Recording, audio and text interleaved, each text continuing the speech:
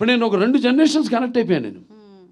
అది సినిమాల ద్వారా కానివ్వండి, లేకపోతే అన్‌స్టాపబుల్ ప్రోగ్రామ్ ద్వారా కానివ్వండి, అలా 2 జనరేషన్స్. అంటే నా కొడుకే కాదు, నా మనవాళ్ళతో కూడా నేను కనెక్ట్ అయిపోయాను. సో వాళ్ళకి ఇది కరెక్ట్ యాప్ట్ పిక్చర్ బాలకృష్ణది ఈ సినిమా. అన్ని సినిమాలు పిల్లలు కూడా చూస్తున్నారు, డైలాగులు చెప్తున్నారు. ఏది మా డాకు మహారాజు కానివ్వండి, లేకపోతే మా నెలకొండ భగవంత్ కేసరి కానివ్వండి, లేకపోతే అఖండ కానివ్వండి, లేకపోతే వీరసింహారెడ్డి కానీ. అటువంటిది మరి మెయిన్గా ఒక సింగతి శ్రీనివాసరావు అంత ముందు చేసిన సినిమాలు, ఆయన చేసిన ఎక్స్పెరిమెంట్స్. సో ఆ ఎక్స్పెరిమెంట్స్ నాకు ముందుగా నాకు ఆయన మీద ఒక నమ్మకం. ఇప్పుడు బాపు గారి డైరెక్షన్లో నేను శ్రీరామరాజ్యం చేసినట్టే. ఎందుకంటే బాపు గారు లేకపోతే ఆ సినిమా నేను చేసి ఉండేవాడిని కాదు. అలాగే ఇప్పుడు సింగతి శ్రీనివాసరావు ఆయన చేసిన సినిమాలు, రకరకాల సినిమాలు, అవన్నీ నెమరేసుకుని బాగుంటుంది, వెరైటీగా ఉంటుంది, చాలా బాగుంటుంది. మంచి సినిమాని మనం ఇవ్వబోతున్నాం.